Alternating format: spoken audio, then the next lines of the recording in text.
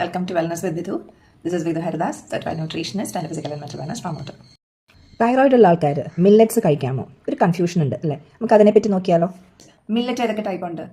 Millets like bajra, ragi, jowar, ഫോക്സ്ടെയിൽ, ബാർണിയാർഡ്, കൊടു super healthy ആയിട്ടുള്ള millets ആണ്. റിച്ച് ഇൻ ഫൈബർ ആണ്, മിനറൽസ് ആണ്, ഗ്ലൂട്ടൻ ഫ്രീ ആണ്. പക്ഷേ ചില മില്ലറ്റ്, എസ്പെഷ്യലി പേൾ മില്ലറ്റ് അല്ലെങ്കിൽ ബാജ്ര, അതിനകത്ത് ഗോയിട്രജൻ കണ്ടന്റ് ഉണ്ട്. ഇത് ഡെയിലി ലാർജ് എമൗണ്ടിൽ കഴിച്ചാൽ തൈറോയിഡ് ഹോർമോൺ പ്രൊഡക്ഷനെ ബാധിക്കുന്നതാണ്. ഇതും അയഡിൻ അബ്സോർപ്ഷനെ എഫക്ട് ചെയ്യുകയും ചെയ്യുന്നു. അതോടുകൂടെ തൈറോയിഡ് ആക്ടിവിറ്റിയെ എഫക്റ്റഡ് ആവുന്നു. അതേപോലെ ഇതിനകത്ത് ഫൈലേറ്റ് എന്നൊരു കണ്ടന്റ് ഉണ്ട്. എന്ന് വെച്ച് കഴിഞ്ഞാൽ ഇത് bind minerals like zinc, iron, selenium എല്ലാം തൈറോയിഡ് ഹോർമോൺ പ്രൊഡക്ഷന് വളരെ ഇമ്പോർട്ടന്റ് ആയിട്ടുള്ള മിനറൽസ് ആണ്. അപ്പോൾ ഇതിനെ ബൈൻഡ് ചെയ്യും, ഇതിനെ അബ്സോർബ് ചെയ്യാൻ പറ്റാത്ത കണ്ടീഷനിലേക്ക് വരും. അയഡിൻ വേണ്ട രീതിയിൽ നമുക്ക് കിട്ടുന്നുണ്ടോ എന്നുള്ള ശ്രദ്ധിക്കുക. അയഡൈസ് സോൾട്ട് യൂസ് ചെയ്യുക. സെലീനിയം റിച്ച് ഫുഡ്സ്, അതായത് നട്ട്സ്, സീഡ്സ്, ബ്രേസൽ നട്ട് പോലത്തെ ഫിഷ്, ഇതൊക്കെ നമ്മുടെ ഡയറ്റിൽ ഉണ്ടോ എന്നുള്ളത് ശ്രദ്ധിക്കുക. അപ്പോൾ മില്ലറ്റ്സും ക്രൂസിഫറസ് വെജിറ്റബിൾസും നമ്മുടെ എനിമീസ് ഒന്നും അല്ല. We need A balance and proper preparation. Correct ആയിട്ടുള്ള ഒരു പ്രിപ്പറേഷൻ അത് വേണ്ട മോഡറേറ്റ് രീതിയിലാണെങ്കിൽ അത് ഹാർംഫുൾ ഒന്നും അല്ല. മില്ലറ്റ് യൂസ് ചെയ്യുമ്പോൾ എപ്പോഴും 6 തൊട്ട് 8 മണിക്കൂർ സോക്ക് ചെയ്ത് വെച്ചിട്ട് വേണം, സോക്ക് ചെയ്ത് ആ വെള്ളം കളഞ്ഞിട്ട് വേണം യൂസ് ചെയ്യാൻ. അത് ഫൈലേറ്റ്സിനെ റിമൂവ് ചെയ്യാനായിട്ട്, ഒരു പരിധിവരെ റിമൂവ് ചെയ്യാനായിട്ട് ഹെൽപ്പ് ചെയ്യും. അതേപോലെ ഗോയിട്രജനിക് സബ്സ്റ്റൻസിനെ റെഡ്യൂസ് ചെയ്യണം.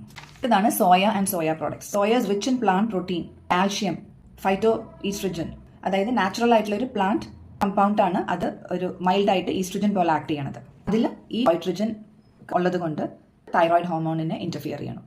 ഇത് എക്സസ് ആകുമ്പോഴും റോ ഫോമിൽ കഴിക്കുമ്പോഴാണ് കൂടുതൽ പ്രശ്നങ്ങളാവുന്നത്. മോഡറേറ്റ് ആയിട്ട് ആഴ്ചയിൽ ഒരു പ്രാവശ്യമൊക്കെ കഴിക്കുന്നതുകൊണ്ട് യാതൊരു കുഴപ്പമില്ല.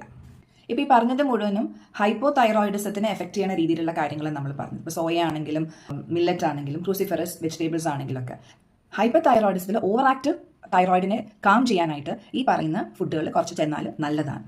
അത് മോഡറേറ്റ് ആയിട്ട് 2 to 3 ടൈംസ് വീക്കിൽ കഴിക്കാവുന്നതാണ്. എപ്പോഴും ശ്രദ്ധിക്കേണ്ട ഒരു കാര്യം, തൈറോയിഡ് മെഡിക്കേഷനായിട്ട് എപ്പോഴും ഇതെല്ലാം ഒരു 3 to 4 hours ഗ്യാപ്പ് ഉണ്ടാവണം.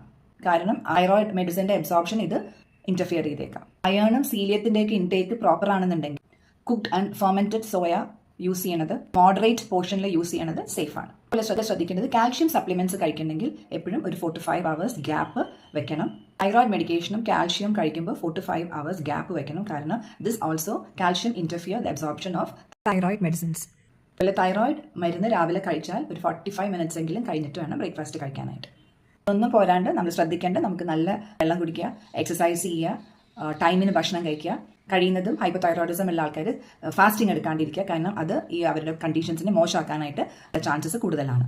അപ്പോൾ ഇതൊക്കെയാണ് ഒരു ചെറിയ ഐഡിയ ഓൺ തൈറോയിഡ്. അപ്പോൾ നമുക്ക് ഏത് ടൈപ്പ് ഓഫ് തൈറോയിഡ് ആണ് നമുക്കുള്ളതെന്ന് വെച്ചാൽ അതനുസരിച്ച് നമ്മൾ ശ്രദ്ധിക്കുക. എല്ലാവരും ചെയ്യുന്ന പോലെ നമ്മൾ പല ഫുഡും വേണ്ടാന്ന് വയ്ക്കും, പല ഫുഡും നമ്മൾ ഇൻക്ലൂഡ് ചെയ്യും. പക്ഷെ നമുക്ക് ഏത് ടൈപ്പ് ഓഫ് തൈറോയിഡ് ആണ് ഡോക്ടേഴ്സിൻ്റെ അടുത്ത് കൺഫേം ചെയ്തിട്ട് വേണം നിങ്ങളുടെ ഒരു ഫുഡ് പാറ്റേൺ സ്റ്റാർട്ട് ചെയ്യാനായിട്ട്. If you find it informative, just